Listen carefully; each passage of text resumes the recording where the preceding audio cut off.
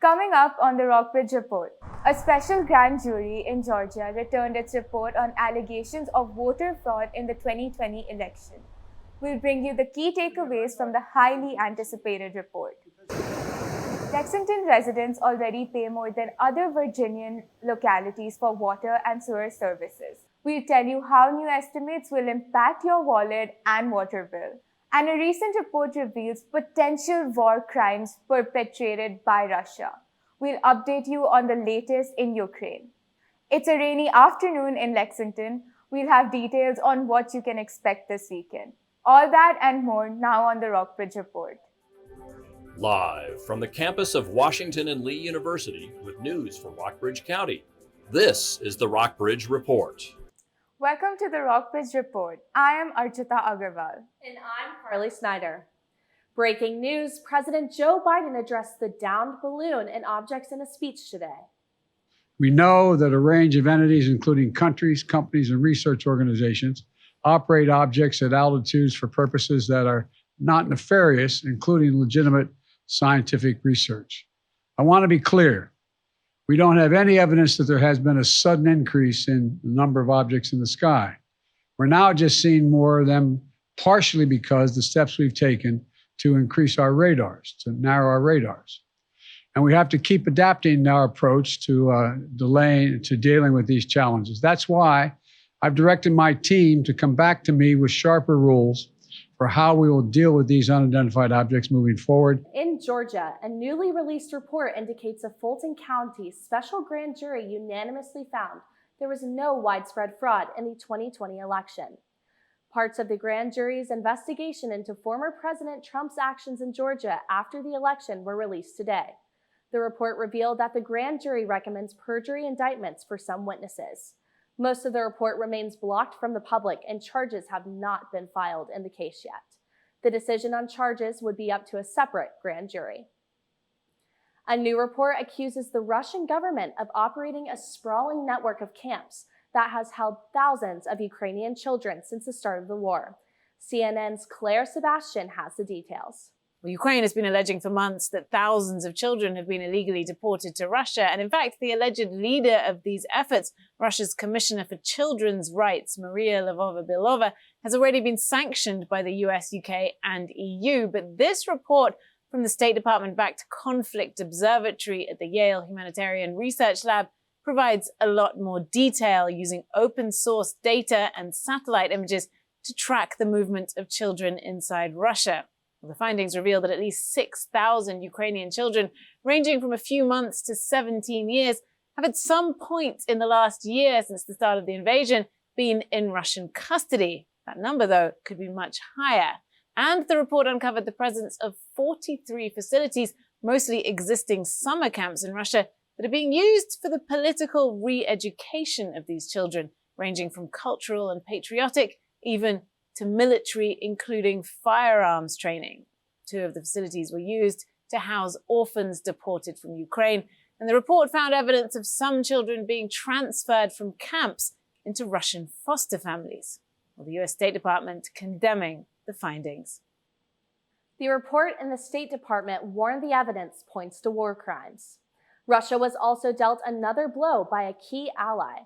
The president of Belarus, Alexander Lukashenko, says he supports the war, but does not plan to send troops to Ukraine.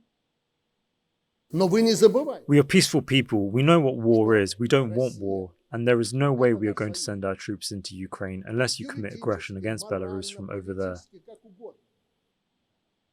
It's been nearly 2 weeks since a train carrying hazardous materials derailed near the Ohio-Pennsylvania line. Officials lifted the evacuation order a week ago, but some of the nearly 5,000 residents fear it may not be safe. Mike Valerio has the latest.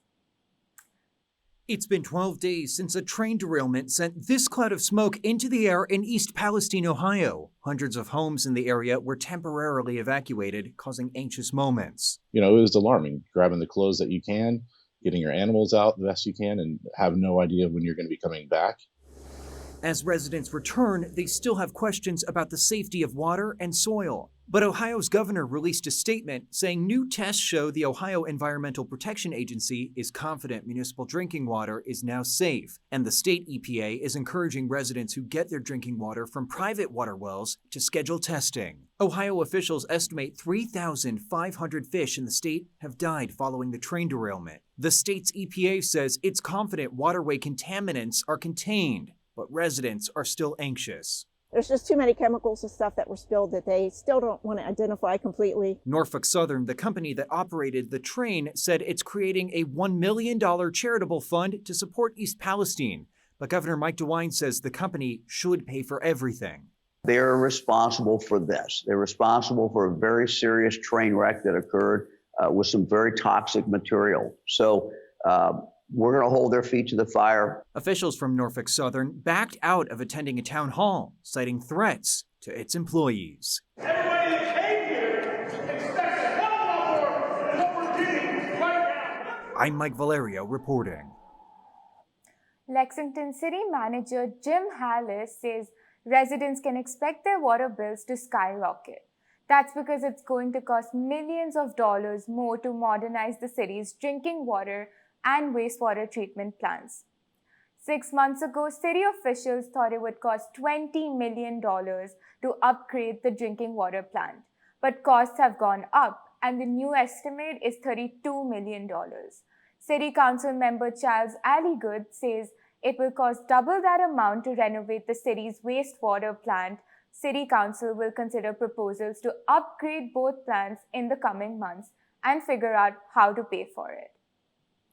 Lexington City School is proposing a 7% salary raise for its teachers and staff for fiscal year 2020 to 24. The school board shown here says it will support employees coping with higher living costs.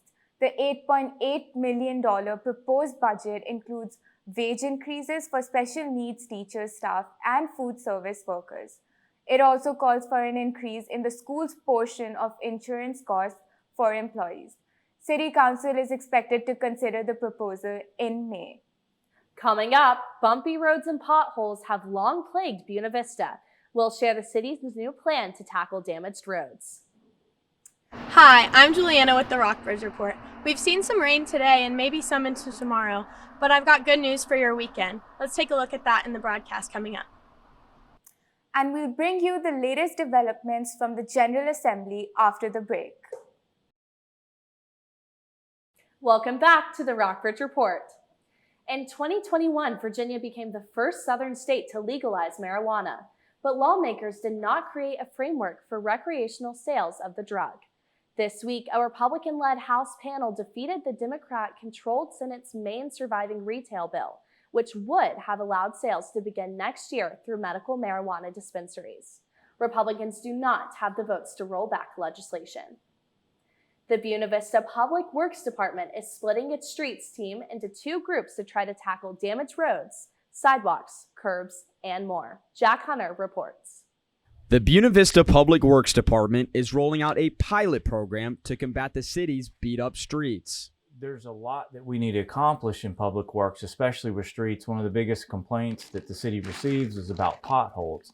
I think almost every street we have has a pothole on it. Supervisor Johnny Cole retired at the end of January, reducing the street crew to 2 employees.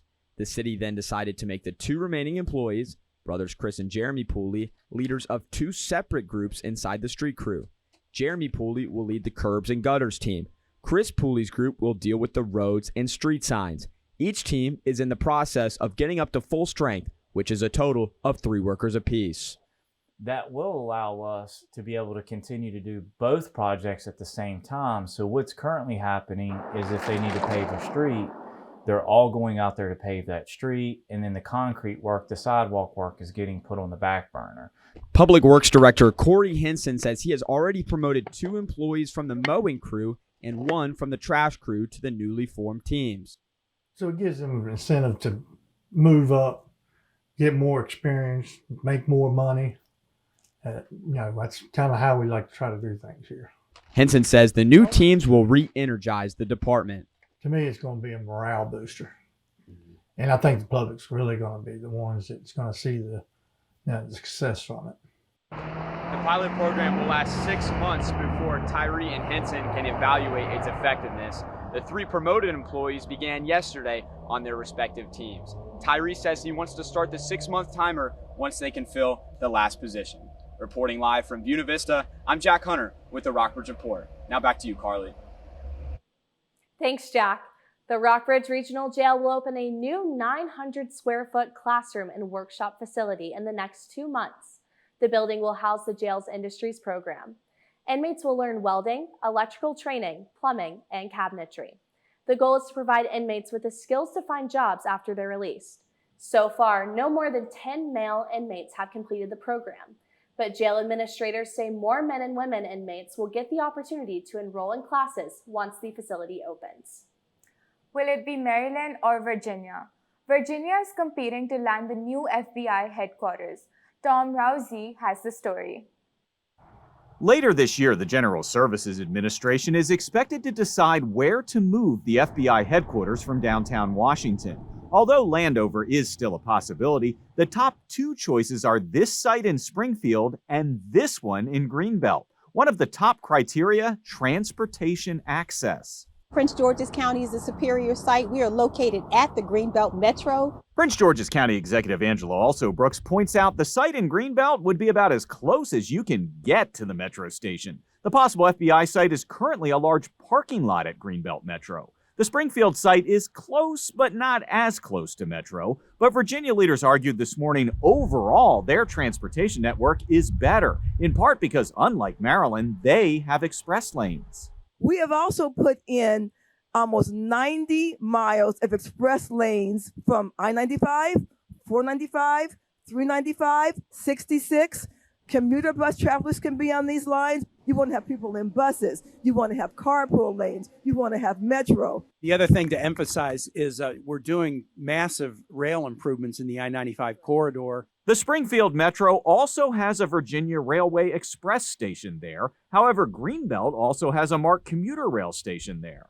I know that Virginia indicated that they would be closer to airports. Not true. Now, that being said, Springfield would be about 6 miles closer to Reagan National than Greenbelt and is somewhat closer to Dulles. That said, Greenbelt is much closer to BWI Marshall, which is a straight shot from there.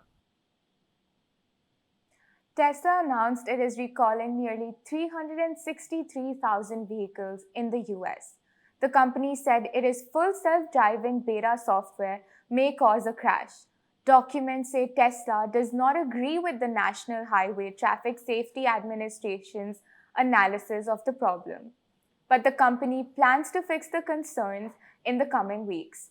The recall impacts certain 2016 to 2023 Model S and Model X Teslas, 2017 to 2023 Model 3, and 2020 to 2023 Model Y vehicles equipped with the full self-driving beta software. A nonprofit supporting those with substance abuse issues intends to create a shelter for men recovering from addictions. We'll give you the details. Evictions are hitting Virginia families. We let you know how one organization is helping families in the Rockbridge area. And find out how an animal escaped became New York's newest star. The Rockbridge Area Relief Association responded to over 1,000 calls from area residents in need of housing support or help with paying utility bills in 2022. But evictions are one of the biggest problems facing renters. Eviction cases increased after Virginia ended several major COVID-19 pandemic relief programs that protected residents struggling to pay their bills. Last year, the nonprofit responded to 199 households facing evictions. Executive Director Lindsay Perez says she expects the number to grow this year. I don't know about you guys, but I sure am glad that I remembered my umbrella this morning. Oh yeah, I was in class and I watched a bunch of students get drenched in the rain. Did you experience that too, Juliana? There sure was some rain today. Let's take a look at a live shot from downtown Buena Vista. As we can see, we had some clouds today as well as some rain this morning, with a high of 68 and a low of 52. The barometric pressure is 29.98 inches with a calm wind speed of 0 miles per hour. The humidity is currently 99%. Let's take a look at our radar. As we can see, there's some rain over in Covington, but it's pretty calm towards Lexington, but there's some rain towards the north and towards the south. Now let's take a look at the temperature. Over in Covington, it's raining with a temperature of 64 degrees. And down south in Roanoke, it's a little bit warmer with a temperature of 74 and cloudy. Over in Lexington and in Buena Vista and Stanton as well, it's a temperature of 55 and cloudy. Now let's take a look at down south in Lynchburg, where there's a temperature of 74 degrees, and over in Charlottesville, where it's cloudy with a temperature of 58. Now let's take a look at our 5-day forecast. On Friday, we can see that the rain is here to stay with a high of 55 and a low of 21. On Saturday, the sun's going to come back out with a high of 51 and a low of 29. On Sunday, we can see that the high is going to be 55 with a low of 36 and partly sunny on both Sunday and Monday with a high of 58 and a low of 38. On Tuesday, the rain is coming back with a high of 55 and a low of 43. Back to you guys. Virginia has made significant progress in cleaning up local streams and rivers that are part of the Chesapeake Bay watershed and keeping them clean. The James River Buffer Program has established 124 acres of buffers in Rockbridge, Highland, and Bath counties as of fall 2022. The goal is to create 200 acres of buffers by the end of this year. You can read the full story by Ryan Rashid on our website, rockbridgereport.wlu.edu. And coming up, we'll tell you how a bird escaped from the zoo and staked out a new life on its own in New York. And our reporter got an exclusive interview with Buena Vista's Commonwealth attorney. He spoke about the drug problem in Buena Vista and the impact on the community and the criminal justice system. Stick around to watch the full interview after this broadcast. Welcome back to the Rockbridge Report. Rockbridge Recovery is a nonprofit organization in Buena Vista focused on addiction recovery. Its founders plan to increase its locations and programs in a city with a drug problem. Teddy Jacobson reports. Schlegel and his fiancée Jasmine Blevins opened Rockbridge Recovery last July. The nonprofit organization helps people who need everything from food and clothing to transportation and counseling. This is Bobby's recovery program. We built this for him. Even if we help one person, it's a success. And that one person is Bobby. Schlegel and Blevins are already thinking bigger.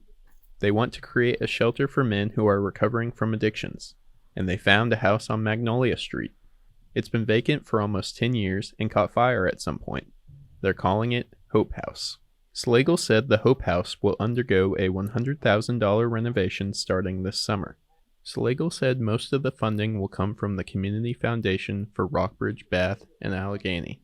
Schlegel said 6 men struggling with addiction and homelessness will live at the Hope House for a 6-month period. During that time, the men will work toward recovery. I've been there where I burned every bridge, didn't have nobody, strung out on drugs, hungry. Schlegel says he was addicted to drugs for a nearly 3-decade period. He started getting into trouble when he was 15. He says he was in and out of prison until last year. It destroyed my life. It was downhill from there. The organization is staffed by volunteers, including retirees who serve as counselors. It's just a very humbling thing to be on a journey with people. Schlegel will take the lead on renovating the Hope House. Blevins says they've also applied for grants so they can pay the volunteers they have now. For the Rockbridge Report, I'm Teddy Jacobson. I've been noticing a lot of Washington and Lee University sports teams training really hard in the gym these days. Yeah, I've noticed that too, and I've seen a couple of them carrying some trophies. There must be some recent wins you can tell us about, Mackenzie? Yeah, the Generals brought home a few new titles this week, and actually a couple of teams are continuing their fight for the championship. Washington and Lee's wrestling team claimed another conference title. The Generals had a conference best 9 individuals land all Old Dominion Athletic Conference honors. The team punched its ticket to regional play. In other news, WNL's men's basketball team hosted Randolph College last night. The Generals took home a decisive 97-75 win on their home court. I spoke with the coach after the game to hear how the Generals plan to prepare for the conference tournament. Good afternoon, Rockbridge. I am joined here by Coach McHugh, head coach of the Generals men's basketball team. Coach, how would you describe the team's mindset as you near closer to the postseason? I think we're excited to be playing our best basketball this time of year. That's what it's all about. These are fun games. You know, the longer and deeper you go into the season, the bigger the games become because you can feel the end coming. And I think tonight was all about our seniors, Shek Torre, Richie Manigault, Jack Lewis, Sam Wise. They've been excellent ambassadors for WNL basketball on and off the court. And tonight we wanted to win it for them and then carry the momentum in for our quote-unquote senior week, playing Saturday again for their senior day in a big game against Hampton-Sydney. WNL's women's basketball team walloped Hollins University last night, 86-43. The Generals will look for another win in their final home game this Saturday. Next week, the team will return to the road for the conference tournament. The VMI men's basketball team fell to Chattanooga last night. The Keydets lost 78-58. SVU's men's basketball team came up just short of the William Peace Pacers last weekend with a 74-67 heartbreaker. SVU's women's basketball team traveled to play North Carolina Wesleyan University last weekend. The Knights fell to the Battling Bishops 76-67. Monday, Perry McClure's boys basketball team took on Eastern Montgomery. The Fighting Blues demolished the Mustangs 63-26. It was also Coach Rad Patterson's last home game. Perry McClure's girls basketball team also took on the Mustangs away Monday. The team squeaked by a 41-33 win and extended their 10-game win streak. That's all for sports. Back to you guys. An escaped owl has bird watchers flocking to Central Park. Where's he learning to catch rats? As CNN's Jenny Morse reports, New Yorkers to give a hoot. There's a new star in Central Park, and he's right out of Central Casting. Lately, bird watchers only have eyes for owls. And some fans on David Barrett's Birder blog are saying, "Let Flocko be free." In the beginning of February, Flocko escaped from his exhibit at the Central Park Zoo after someone cut through the stainless steel mesh.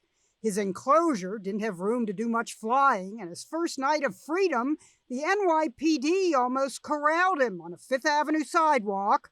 Well, that was a hoot, the NYPD tweeted when the owl flew off. I was worried that it wouldn't be able to fly, but it spread its wings and flew to the nearest set of trees. Zoo officials were most worried that Flocko didn't know how to hunt since he's always had his meals delivered. They tried to lure him using a white rat in a cage, hoping he'd get trapped in the wiry filaments on top. The zoo team was rushing with nets to get Flocko, but Flocko was too fast. And now fans are snapping photos of Flocko catching his own dinner. Rats. Rats on the menu. Barrett says the owl has gone from zero hunting skills to decent hunting skills. That's just an incredible transformation. He hangs out in Central Park, charming New Yorkers with hooting so low it requires subtitles. Like other creatures not native to Central Park, Flocko, the Eurasian eagle owl, has become one of the select few. And they make it. They survive, they thrive, and they become stars. If I can make it there. Flocko can make it anywhere.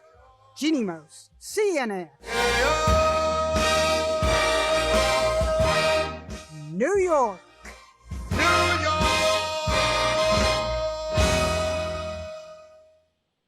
That's all for the Rockbridge Report. We are taking a short break, but we will be back February 28th for the weekly news update. Stick around for the Rockbridge Report's new newsmaker interview with Buena Vista's Commonwealth attorney.